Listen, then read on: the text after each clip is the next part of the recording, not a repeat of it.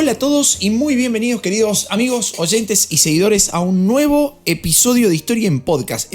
Episodio pero más que especial, porque es el 130 ya del acumulativo del total de este proyecto de divulgación histórica que empezamos allá por marzo del año 2020 para trabajar con estudiantes de secundaria y que hoy, 3 años después, es uno de los podcasts más escuchados en toda Latinoamérica de manera totalmente independiente, con el simple objetivo de divulgar la historia. Les decía, episodio 130 del total o 40 de esta sexta temporada, por lo cual es un episodio especial como todos los números redondos, digamos, ¿no? Tengo ahí un trastorno obsesivo compulsivo con esos números redondos.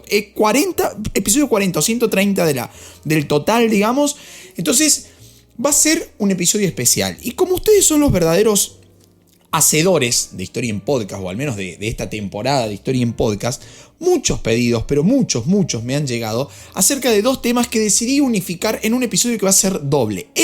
Sí, que vamos a estar desarrollando el día de hoy, y el siguiente. Muchos mensajes, muchísimos por Instagram, por la página web, por montones de canales, me dicen, por favor, habla de la formación del moderno Estado de Israel, ¿no? Y el conflicto entre Israel y Palestina. Entonces digo, bueno, tenemos que entender el origen de la cuestión, y como muchos me piden también que desarrolle la cultura hebrea, la cultura judía, digo, bueno, vamos a meternos en esto, ¿sí? Vamos a desdoblar un episodio, este primero que va a ser bastante extenso, diría rondando los 50 minutos, calculo, no lo sé, todavía me sorprende después sobre el final de la grabación de la duración total, pero más o menos vamos a estar extendiéndonos un poquito más de lo común. Entonces vamos a ir primero con la historia de los hebreos para en un segundo episodio abocarnos de lleno al análisis de lo que fue la formación del Estado moderno de Israel en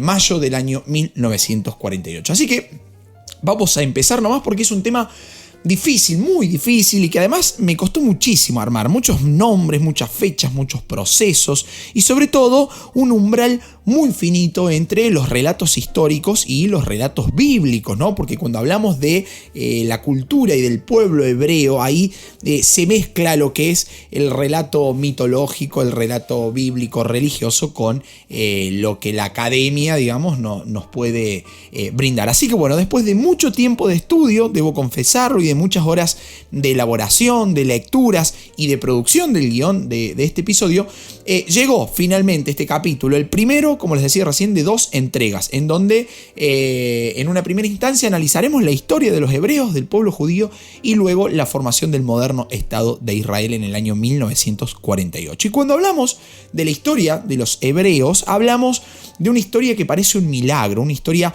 marcada por el destierro, por la persecución, y que asimismo lleva una supervivencia que es milenaria, una supervivencia que, al decir de Marx en una de sus obras que se titula La cuestión judía, no se dio, dice Marx, una supervivencia que no se dio a pesar de la historia, sino por la historia misma. Un pueblo que a lo largo de los años fue sometido a matanzas, a exilios, a calumnias, a difamaciones, infundios racistas y hasta incluso soluciones finales, así bien entre comillas, ¿no? Con todo lo fuerte del término, hasta alcanzar el grado sumo del exterminio perpetrado por el nazismo durante el transcurso de la Segunda Guerra Mundial, del Holocausto o de la Shoah, que nosotros ya analizamos aquí a pedido de ustedes en la sexta temporada de Historia en Podcast. Asimismo, el pueblo hebreo supo reponerse, insistieron en su continuidad como tal, mantuvieron su identidad cultural y se comprometieron con el ejercicio permanente de la memoria. Un pueblo que durante muchos años, como veremos, se halló sin Estado, sin instituciones, sin instituciones religiosas centralizadas, tampoco con continuidad territorial, digamos, no la tuvo, incluso sin un único idioma, ¿no? Un pueblo con gran cantidad, iba a decir, gran capacidad, sería la palabra justa, gran capacidad de adaptación a las circunstancias más dispares y más complejas, ¿no? Y esa quizás sea, muy a mi criterio, una de las claves de la continuidad del pueblo hebreo a lo largo de la historia. Ahora vamos con su desarrollo en sí, digamos, ¿no? Nos metemos de lleno a la historia. Primero quiero hacer una breve aclaración. El término, ¿sí? El término hebreo, el término judío o el término israelita son términos que van a ser usados como sinónimos, que de hecho se usan como sinónimos, ¿sí? israelita, hebreo y judío. Ya vamos a ver el porqué a medida que vayamos avanzando, vamos a ver cuáles son las acepciones de estos términos, ¿no? Remiten más propiamente al antiguo pueblo semítico, ¿no? Y a la religión en sí, a la cultura judía, digo. Mientras que, por ejemplo, va a ser diferente el término israelí, que es más adecuado para usar, digo, en alusión al moderno Estado de Israel. Ahora bien, aclarado esto, empecemos nomás por el comienzo. Rastremos los orígenes del pueblo hebreo. ¿De quiénes hablamos? ¿Dónde los ubicamos temporal y espacialmente? Bueno, debemos decir que el pueblo hebreo fue un pueblo nómada procedente de la Mesopotamia asiática, ¿sí? Allá entre los ríos Tigris y Éufrates, que llegó a asentarse en esa zona dedicándose a la ganadería, a la agricultura, al comercio, y aunque esa zona, esa tierra de la Mesopotamia asiática, esa región, fue siempre una tierra de tránsito, una zona marcada por las invasiones, por los destierros y también por algunos retornos, como iremos viendo a medida que avancemos. La cuestión es que esa cultura hebrea floreció en Medio Oriente, una región que la Biblia denomina como Canaán y que los romanos llamaron Palestina, ¿sí? El tema es que el relato bíblico, por ejemplo, habla de esa famosa tierra prometida, pero sus límites son bastante imprecisos, ¿no? De hecho, van variando de acuerdo a diversos textos del Antiguo Testamento. Ahora,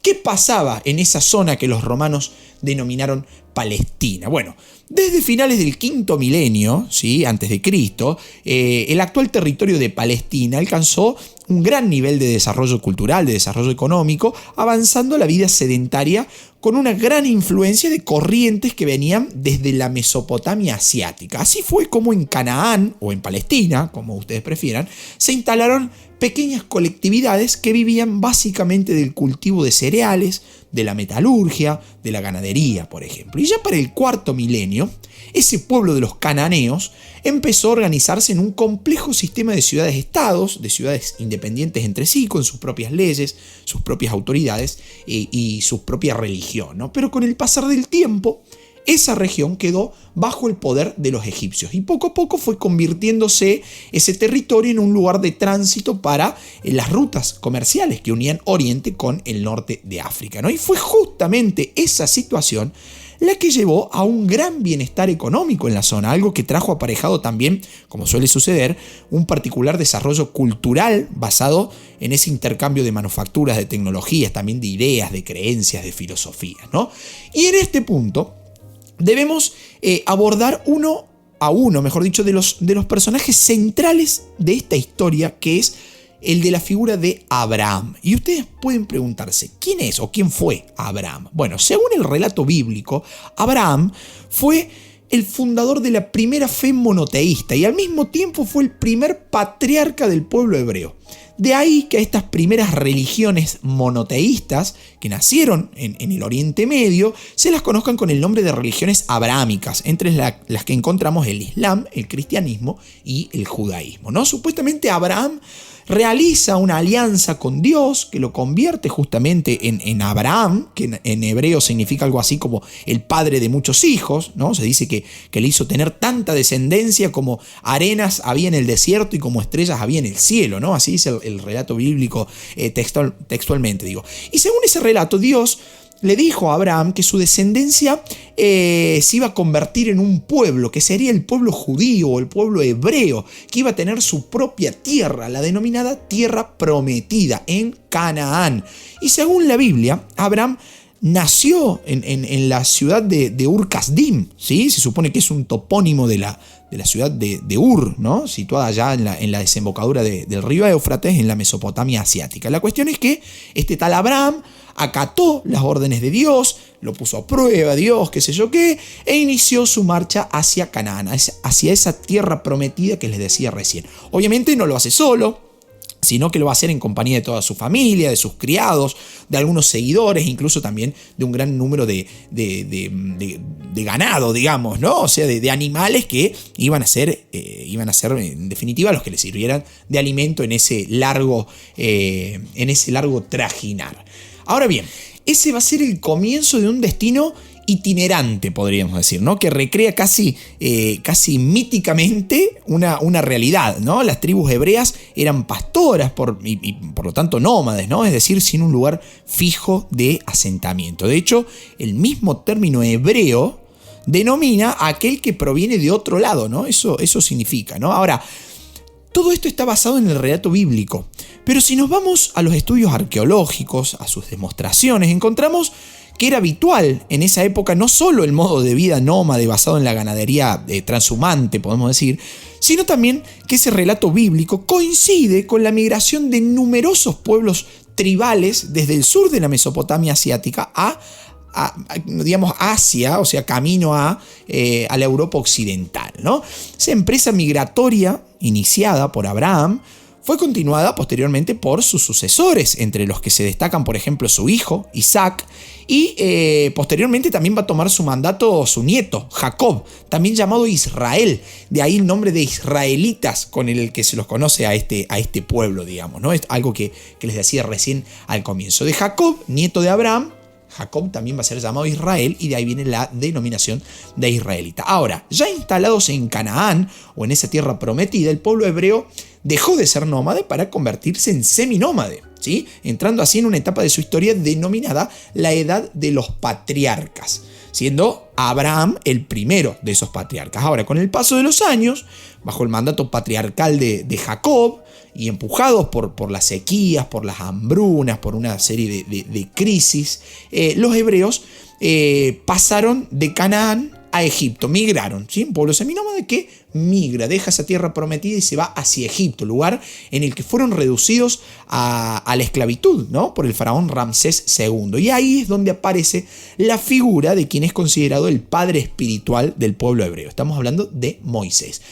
Moisés habría nacido muy probablemente bajo el reinado de Ramsés II, quien había dado la orden de matar a todos los primogénitos varones que tuviesen los esclavos judíos como una manera de impedir su crecimiento demográfico, ¿no? Y la madre de Moisés dijo, no puedo matar a mi hijo, así que ni bien nacido, apenas tenía 3 meses, lo puso en una canasta en las aguas del Nilo y ahí lo depositó. Y casualmente las aguas llevaron al pequeño Moisés hasta donde se encontraba la hija del faraón, ¿sí? Quien se apiadó, lo rescató, lo adoptó, y justamente de esa situación sale su nombre, Moisés, que significa literalmente algo así como salvado de las aguas, ¿no? Salvado de las aguas. Posteriormente a esto, Moisés recibe una educación, una esmerada educación, y según el relato bíblico, fue un día a ver cómo vivía su pueblo, y al hallar a un guardia egipcio que golpeaba, que le daba de a latigazos a un esclavo judío, Moisés dice, esto no puede seguir así, no pudo contener su furia, y de hecho mató al guardia y ocultó su cadáver. Pero cuando la noticia corrió, cuando el hecho trascendió, Moisés debió huir. Y fue justamente en esa huida en donde Dios lo encontró, digamos, se le presentó una especie de revelación y le encomendó la tarea de liberar a su pueblo. ¿Qué hizo Moisés entonces? Se puso a la cabeza de su pueblo esclavizado e inicia lo que se conoce como el éxodo del pueblo judío desde Egipto hacia la tierra prometida, nuevamente conduciéndolo por el desierto, ¿no?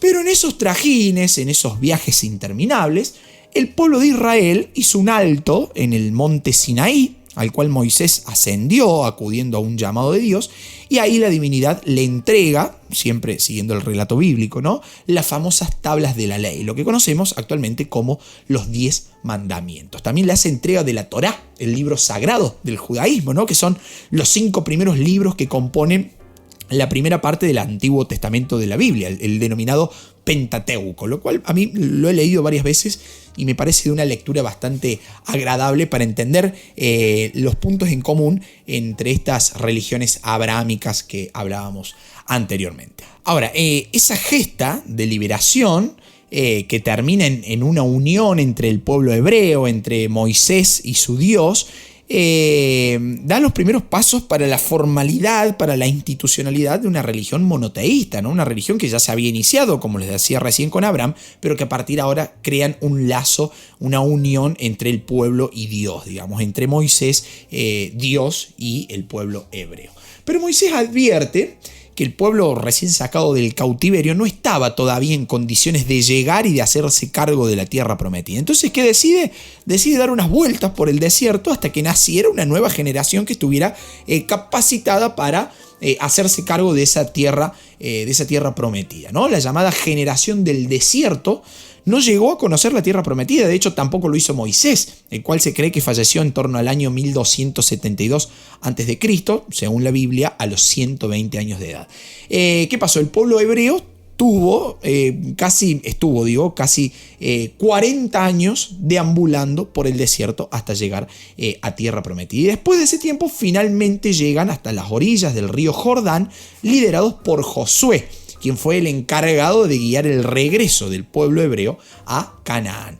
Y justamente después de esa llegada, ese regreso a Canaán, los 12 hijos de Jacob, las denominadas 12 tribus por sus 12 hijos, comienzan la colonización y la distribución del territorio. 12 tribus, entre las que estaba la de Judá, ¿sí? Uno de los hijos de Jacob, a cuyos seguidores se los conoció con el nombre de judíos. De ahí el uso homónimo de judíos, hebreos e israelitas que les comentaba al comienzo del episodio. A partir de ese momento, los hebreos inician una serie de luchas para conquistar la región y esto da origen a una etapa histórica que se conoce como la etapa de los jueces. ¿Quiénes eran los jueces? Una especie de líderes militares quienes fueron los encargados de administrar esa nueva nación. Los jueces transcurrieron sus respectivos mandatos hasta el último de ellos, que fue Samuel, a quien el pueblo judío le suplicó que nombrara un monarca, ya no un juez, sino un monarca, con el objetivo que los liberara de los filisteos que estaban amenazando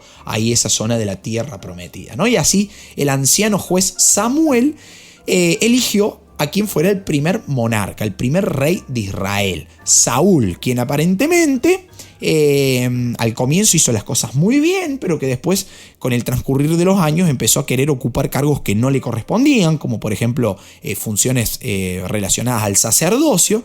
Entonces aparece la figura del rey David, el segundo rey de Israel, el sucesor de Saúl.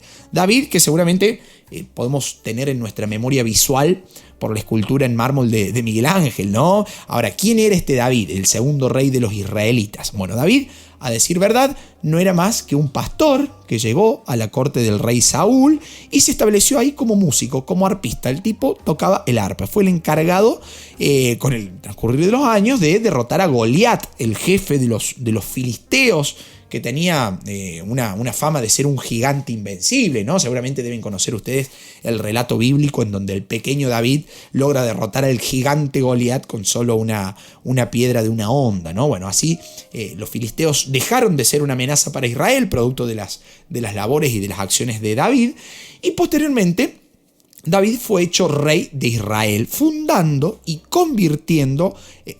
primero Jerusalén y convirtiéndola después en la capital del reino, lugar en el cual se depositaron las famosas tablas de la ley, los mandamientos. De ese modo, Jerusalén se convirtió en el símbolo de la unidad hebrea, digamos, ¿no? En el punto más importante, en el lugar más importante de la cultura hebrea. Y en ese periodo, bajo el mandato de David, Israel va a alcanzar uno de sus momentos de mayor esplendor.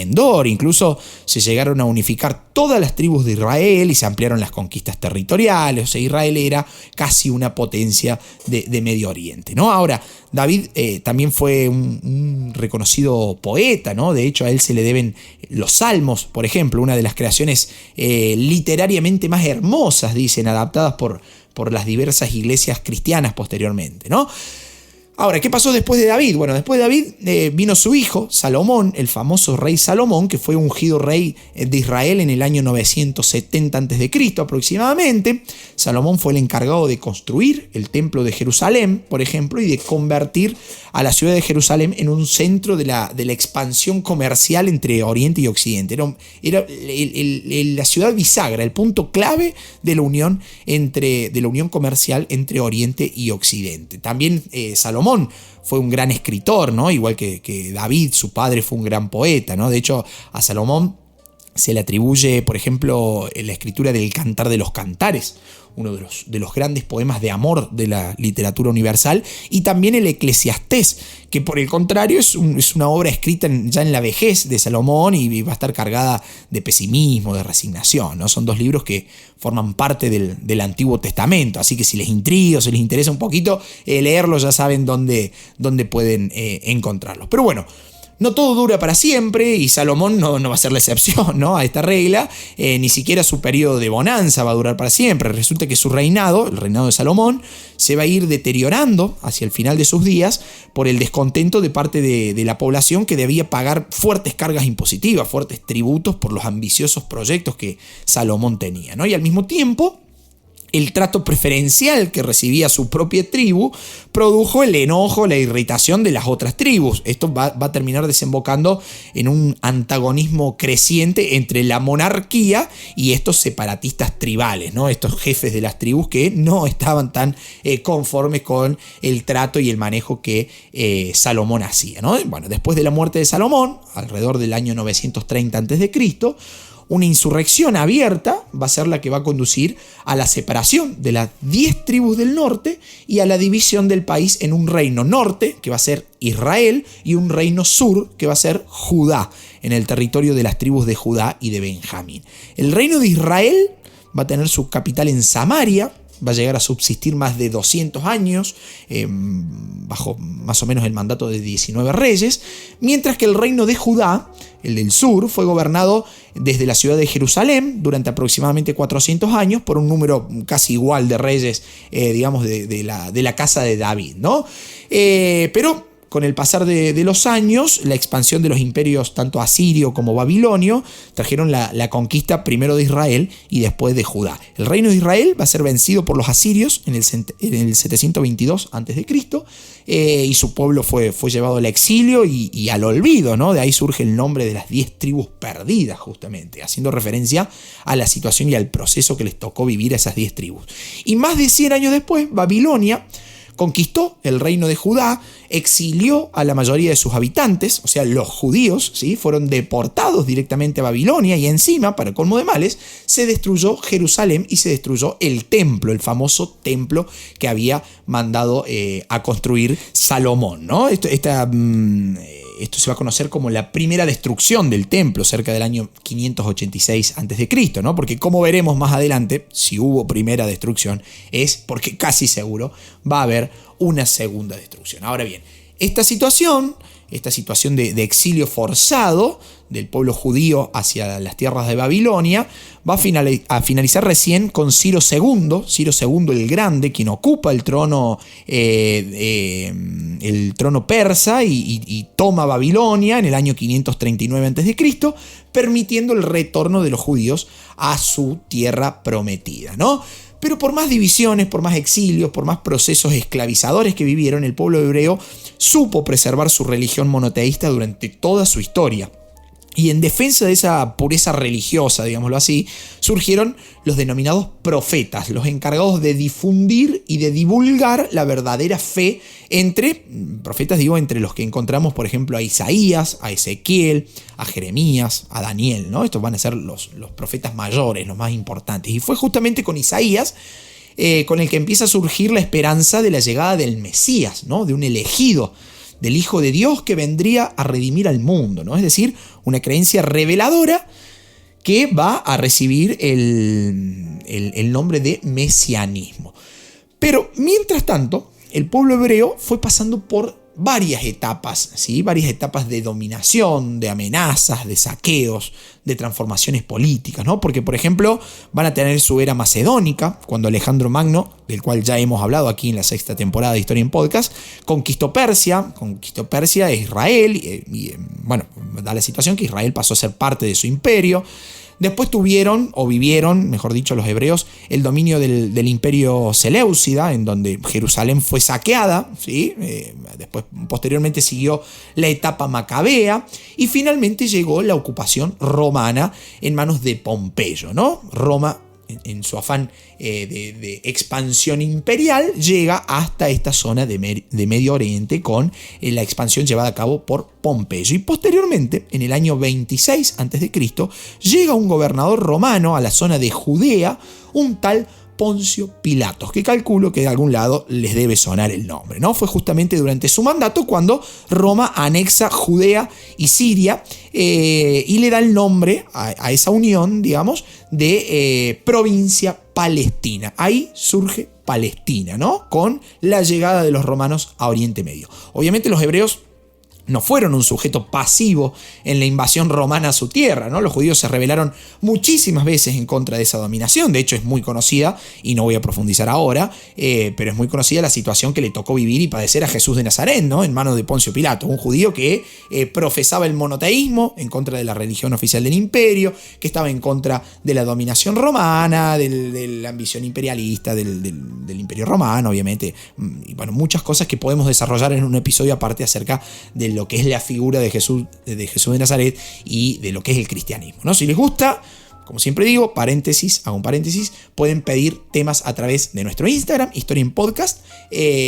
Respondo siempre todos los mensajes, algunos más rápido, otros más lento, porque son montones los que me llegan, pero voy respondiendo, alguna vez con mensaje de voz, otra vez con escrito, de acuerdo al tiempo que tenga, y me dice, no puedo creer que me hayas respondido. Sí, respondo absolutamente todos los mensajes, y bueno, agradezco los pedidos que me hacen llegar, y si no, a través de nuestra página, historienpodcast.com.ar, en donde también pueden hacer colaboraciones al canal, colaboraciones económicas, ya sea comprando nuestros libros en formato papel, en formato digital, o a través de Cafecito, si nos escuchan desde Argentina, o colaboraciones a través de PayPal, si nos escuchan desde cualquier otro lugar del mundo. Cierro paréntesis ahora sí, y volvemos a lo que es la situación de los hebreos y de la formación de esta provincia palestina, con la llegada del Imperio Romano a esa zona de Medio Oriente. Les decía, no van a ser los judíos un sujeto pasivo, digamos, ¿no? Van a mostrar los dientes muchísimas veces para hacer frente a esa dominación romana. Pero bueno,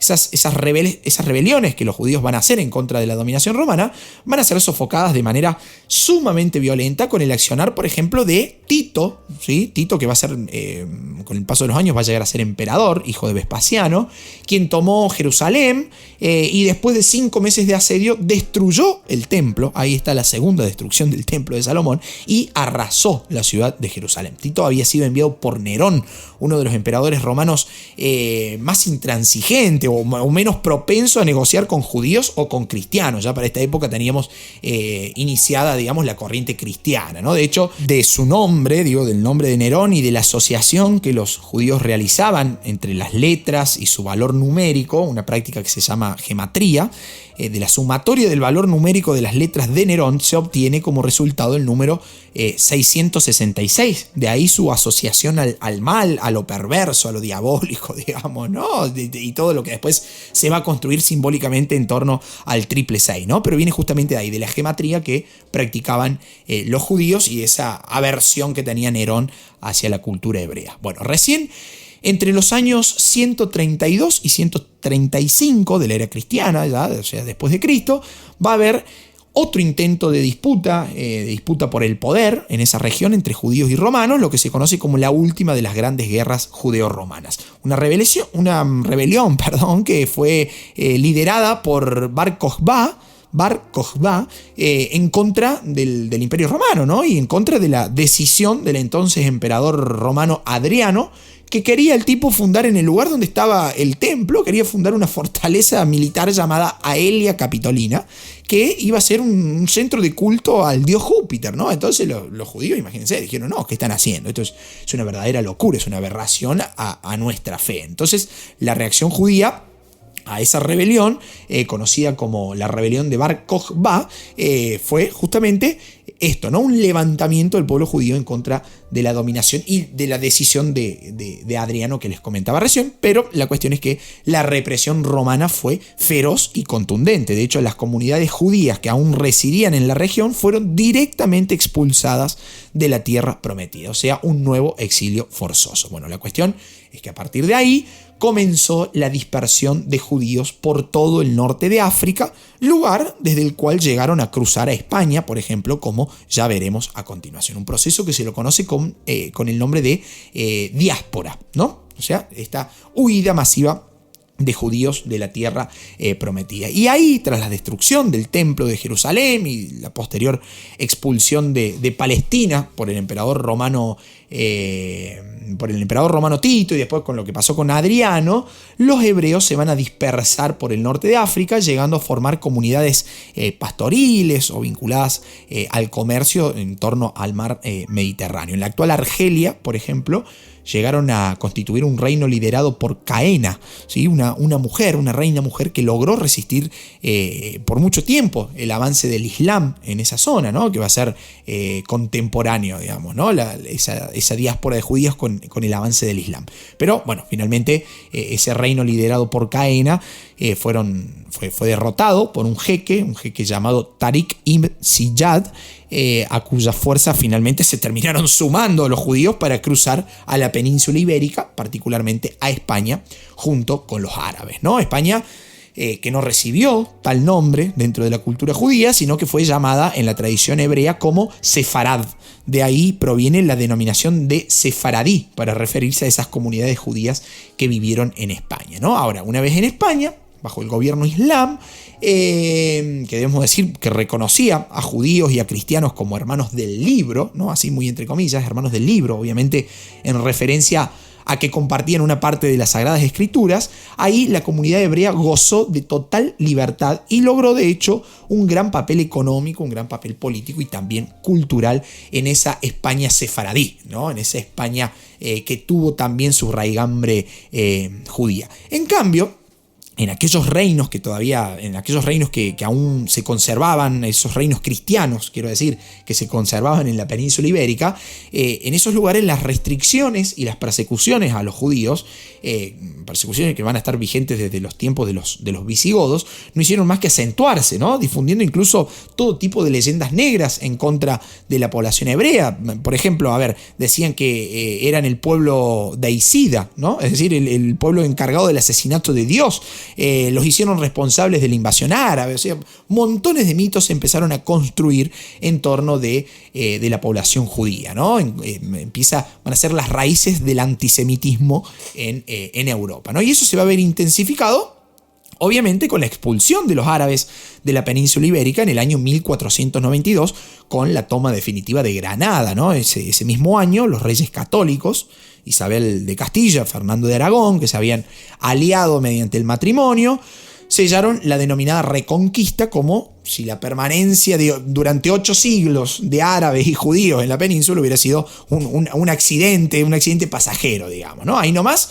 De hecho, estos reyes católicos, una vez que expulsan a quienes ellos consideraban invasores, uno de los primeros decretos de estos denominados reyes católicos fue determinar la expulsión de los judíos del país. Expulsión impulsada por uno de los inquisidores generales del período, el famoso Tomás de Torquemada, un tipo que por su crueldad, su fanatismo religioso, llevó a que lo apodaran, escuchen el apodo, ¿no? Lo apodaron al tipo el martillo de los herejes, ¿no? Haciendo referencia a los árabes y a los judíos que sucumbieron frente al avance de la Inquisición y de las decisiones tomadas por Tomás de Torquemada. Eso llevó a que muchos judíos se convirtieran al cristianismo, siendo catalogados como cristianos nuevos, ¿no? De reciente conversión, si se quieren, aunque muchas veces fueron perseguidos, torturados, ya que eran sospechados de practicar su auténtica fe, la fe judía, en instancia privada, ¿no? Entonces se desconfiaba mucho de esos judíos conversos, ¿no? De esos cristianos nuevos. Hay muchísima bibliografía, no me voy a meter de lleno en esto porque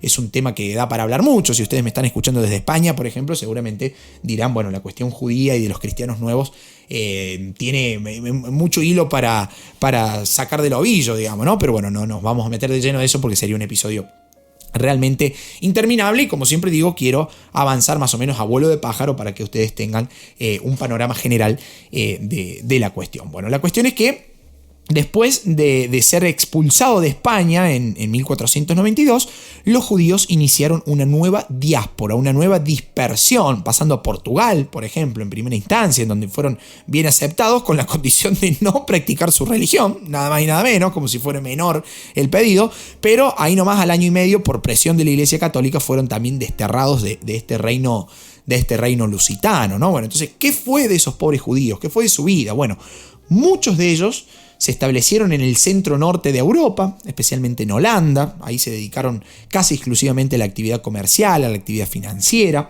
Holanda, que hay que destacar, fue uno de los primeros países, de los países precursores en la implementación de la democracia en Europa, ¿no? Dándole una buena acogida a los judíos que llegaban después de milenios y milenios de destierros, ¿no? Ahí en el norte de Europa también, en donde estaban los ecos de la reforma protestante muy, muy vigente, la práctica antisemita tuvo menos cabida que en otras partes del continente europeo, como por ejemplo en Francia, donde fueron blanco de serias restricciones los judíos, ¿no? Bueno, en cambio ahí, en el norte de Europa, en la zona de los Países Bajos, por ejemplo, fueron bien recibidos y pudieron prosperar tanto económica como culturalmente también.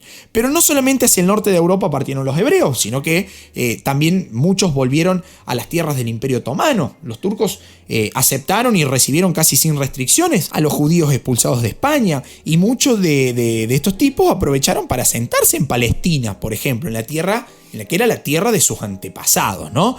De hecho, ciudades como Jerusalén, como Tiberíades, volvieron a ser importantes centros judíos desde donde se estrecharon las relaciones con comunidades hebreas del resto del mundo, ¿no? Pero bueno, eso es uno de los puntos. Otro país europeo que también va a ser receptor de judíos después de esta diáspora que se inició en España en 1492 fue Alemania. En Alemania se radicaron judíos expulsados, digamos, y lograron integrarse plenamente a la vida social, a la vida económica, cultural de la Europa central, ¿no? De hecho, algunos historiadores dicen que las raíces hebreas en el mundo germánico son muy profundas y se remontan incluso a la Alta Edad Media, ¿no? De hecho, la participación de judíos en la actividad científica, en la actividad literaria, en la actividad musical, filosófica de Alemania en sí, fue muy intensa y produjo enormes representantes de estas diversas actividades, ¿no? O sea, los judíos van a estar muy presentes ahí en el centro norte de Europa, en donde fueron bien recibidos. Aunque ya en el siglo XX, las persecuciones fueron francamente en aumento. El uso de la cultura hebrea como chivo expiatorio de todos los males del mundo comenzó a crecer y tuvo su punto más penoso y lamentable durante el Holocausto o Shoah, del cual nosotros ya hemos hablado recientemente aquí en la 6ª temporada de Historia en Podcast. Así que bueno, este fue el paneo general, digamos, ¿no? O sea, la cultura hebrea. Deberían escuchar, si quieren, ¿no? Una propuesta, como lo quieran tomar. O sea, esto, digamos, ¿no? Una invitación, ahí está, esa es la palabra, una invitación. A continuación podrían escuchar el episodio de Holocausto o Shoah, digamos, para saber qué le pasó a esos hebreos, a esos judíos que estaban en Alemania, en Europa Central, en Europa del Este, digamos, ¿no? ¿Qué le pasó a la población judía en Europa durante el Holocausto, durante la Segunda Guerra Mundial? Para posteriormente volver y escuchar el episodio que va a seguir a que va a salir en unos días, sobre la formación del moderno Estado de Israel y todos los conflictos que se suscitan aún hoy en día entre Israel y Palestina. Así que los invito, queridos amigos, oyentes y seguidores, a escuchar, si quieren, el episodio de Holocausto o Shoah. Si ya lo han hecho, pueden repasarlo para entender posteriormente cómo llegamos a la formación del moderno Estado de Israel en el año 1948, particularmente el 14 de mayo de 1948. Esta ha sido una descripción muy a vuelo de pájaro de la condición de vida de los hebreos, de sus orígenes, de la búsqueda de su destino, de su tierra prometida, de sus destierros, de sus éxodos, de sus momentos en donde fueron esclavizados, expatriados, y su largo recorrido trashumante por todo el mundo hasta el siglo XX, en donde se dispersaron por toda Europa, por todo el mundo, y particularmente la situación que les toca vivir con el Holocausto o la Shoah durante el transcurso de la Segunda Guerra Mundial, para posteriormente ya tener su estado moderno formado. Pero eso, queridos amigos, será tema de un próximo episodio. Espero que les haya gustado este encuentro y si así ha sido, los invito a compartir el episodio, a hacerme llegar su mensaje, saber si he sido claro, si se ha entendido, si les ha gustado, si no les ha gustado. Pueden hacerme llegar también sus contribuciones. Si bien Historia en Podcast es un proyecto de divulgación histórico totalmente gratuito, ustedes pueden colaborar para que el canal se sostenga y para que podamos seguir creando contenido así de manera casi full time, ¿sí? En redes sociales, en Instagram, en radio, en televisión, como lo estamos haciendo, y también a través de nuestro podcast, que es uno de los más escuchados en toda Latinoamérica, lo cual me llena de orgullo. Gracias infinitas por hacer de Historia en Podcast un podcast de divulgación para pasar el tiempo libre, para escuchar mientras cocinan, se bañan, sacan a pasear la mascota, vuelven del trabajo, van a estudiar, qué sé yo, lo que quieran. Gracias por estar ahí después de 130 episodios. Espero que les haya gustado el encuentro del día de hoy. Si así ha sido, me pueden escribir, me hacen llegar su mensaje y los espero en un próximo episodio de Historia en Podcast. Hasta que la historia nos vuelva a encontrar. Chao amigos, muchas gracias.